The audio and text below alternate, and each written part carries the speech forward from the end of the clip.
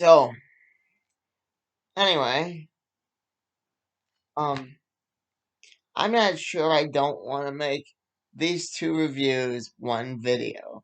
So, that's where I'm at. Different day, different shirt, but still talking about Quantum Leap. Still not trusting Tom Westphal for as far as I can throw him. The actor playing him is doing a fine job, but I don't trust him. They had a whole side plot of Ziggy malfunctioning again, and I don't think these malfunctions are without plan to whoever is controlling this, be it Sam or be it Ian from the future, be it an extraterrestrial, whoever's controlling this. But we'll get into that in the proper review.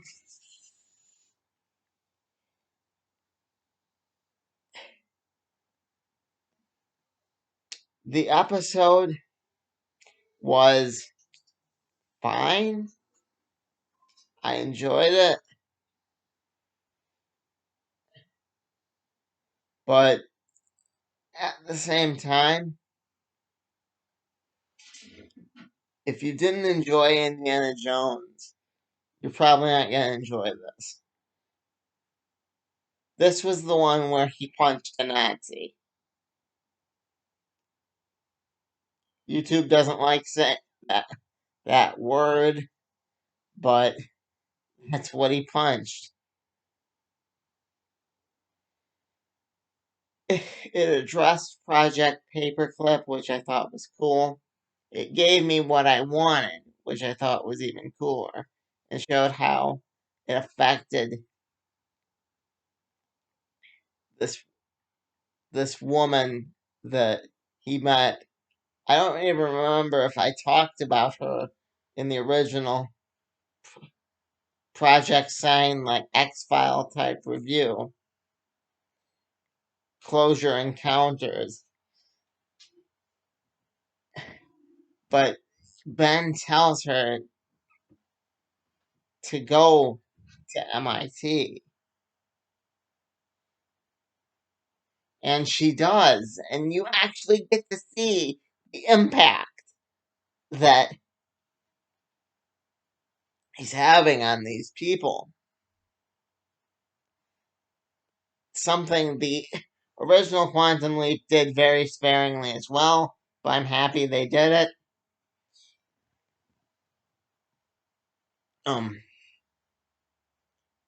I think that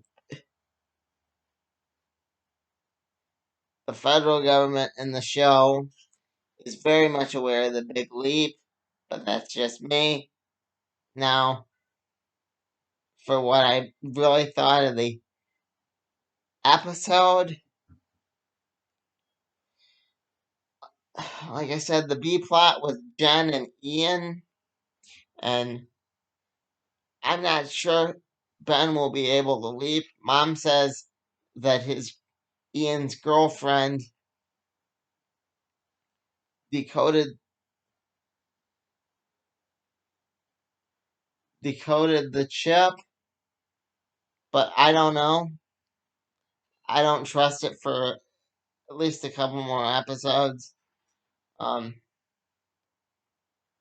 he leaps into a professor at MIT, where the lady that I'll have to learn her name, like I did with all of the Quantum Leap characters, you can check back in the old reviews.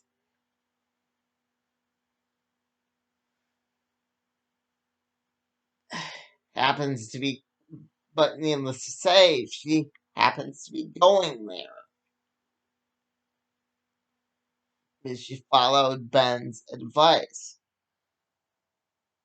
And this one guy is getting credit, Professor Donovan. I remember his name because he's really important in this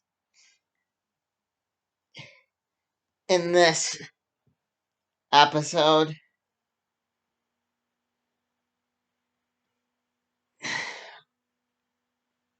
It's needless to say, he's taken all the credit for this woman, and that behavior, and that doesn't sit right with Ben, being a modern man, and nor should it. Taking ideas for from someone else and not giving them credit in any way, just not right. But that's neither here nor there. Turns out there's a much bigger mystery involving Nazis, and he not only gets attacked by Nazis once, but he gets attacked by Nazis twice. Double the spy action. One, because Professor Donovan sends him up there. And you find out that Ben is a big Albert Einstein fan, which can't blame him. We all need heroes. You know, everybody needs somebody to look up to. Keeps our viewpoint on reality more level.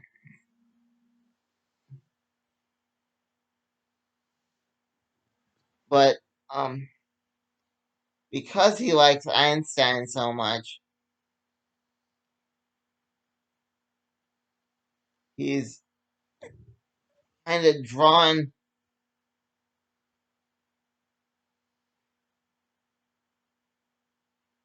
to his research and to the formula because the guy that got stabbed at the end of, not stabbed, but let's go with murdered, because I'm not sure how he was murdered, but the guy that got murdered was just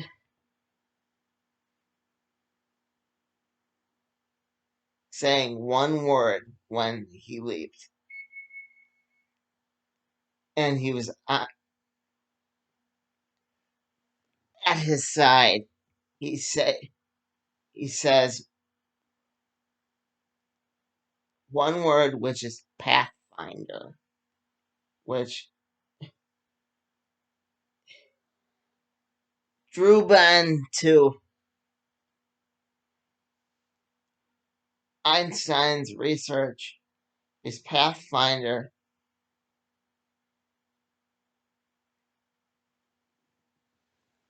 I believe, again, just like with Project Sign and the other one, was a real thing. It could just be a conspiracy theory I heard of once. But needless to say, in the quantum leap universe, it most definitely is real. Einstein feels that he needs to hide the formula, so it's kind of been going through the clues and finding the formula and preventing it from the Nazis the whole time. Like I said, if you don't enjoy Indiana Jones, I can't imagine you'd enjoy this. It was very much Indiana Jones, where the other one was, where the other episode I reviewed was very much a survival epic. How are they going to survive this? No, this one was very much, at least for me, shut your brain off. Like, they got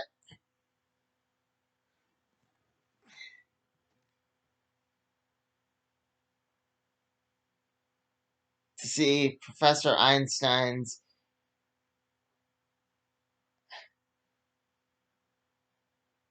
secret thinking room. Everybody has one. Sheldon has one. I had one. Zeke from Bob's Burgers has one. But needless to say, Einstein's room in MIT was behind a clock. It very much reminded me of Batman. Good Batman. Good Adam West Batman. It was kind of like, what if Batman had moved the cave and the geek in me just smiled? You know, I thought it was very cool. He said, no, they both said that, that time is relative, which was a famous quote from Einstein. They figure out that his formula was building a bomb. You know, I'm sorry, I'm very excited.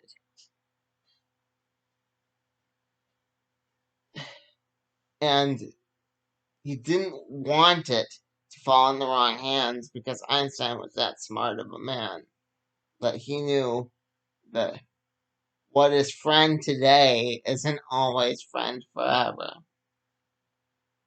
Yeah.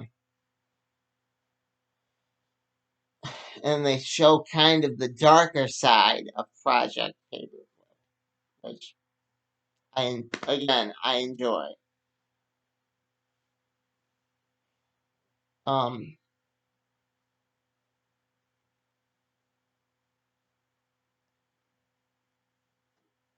you find out the dark thing about Professor Donovan, and that like his fencing scars aren't really from fencing, and just it was super cool. I give this episode a 4. I don't really like the lady that that Ben's attached to. I have a feeling that it, with the next writers in the next batch of Quantum Leap episodes, season 3, they're gonna retcon it and make her like Bakula's ancestor,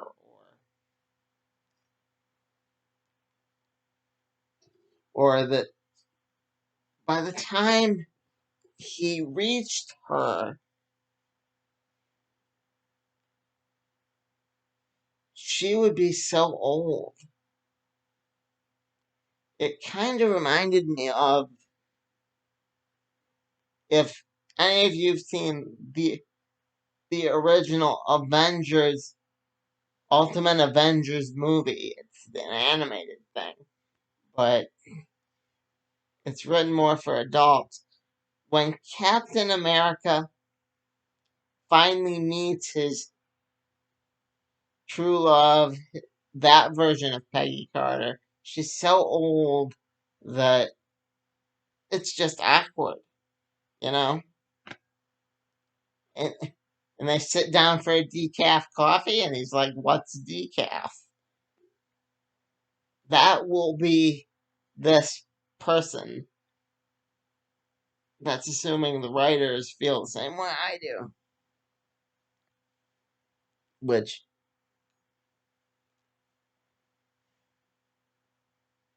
I'm sure they'd find a way out of, but I mean, come on, be reasonable. She's gonna hide messages throughout. And Addison, it will make Addison and Ben's relationship stronger, which I hope is further explored in season 3. But for now, season 2, just playing it like this lady could be his love interest. I don't like them stringing us along. I don't like that they kiss.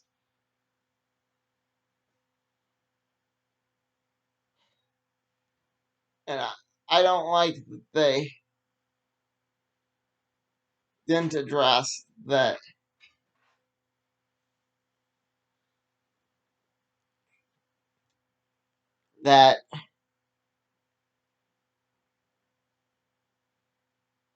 Ben's gonna have another big leap soon.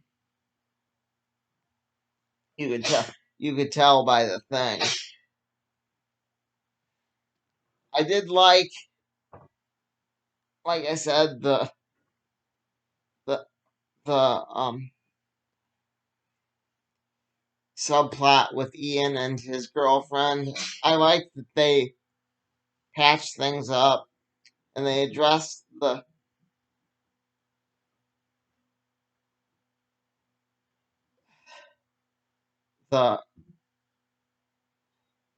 glitches. They're really more like hacks, but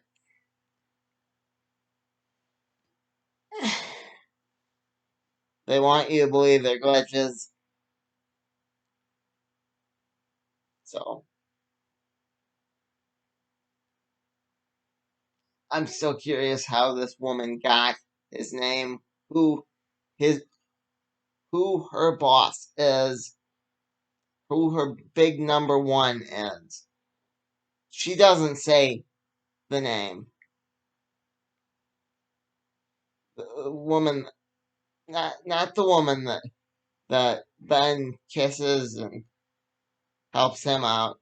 I'm talking about the woman that is actually blackmailing Ian the whole time.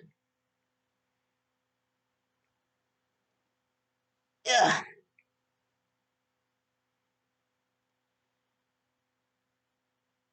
And again, if she becomes more of a character, I will have to learn her name. But for now, her and the lady that Ben helps out are on the same list of characters that their names aren't really that important yet. That's how I generally roll with my reviews. The name of the episode was Secret History.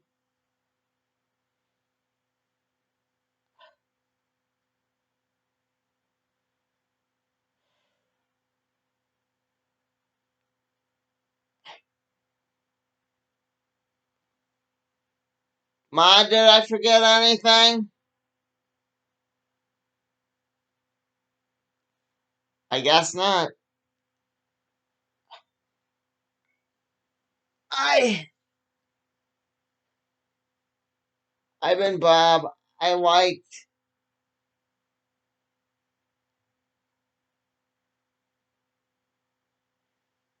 a few things about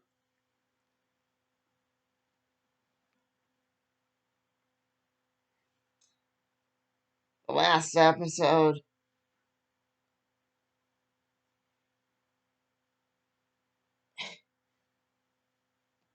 Show, don't tell. Actually, do more like this. I'd love to see it. For the previous episode, the one night in Koreatown, I've been Bob. This has been the other world according to Bob. Bob out.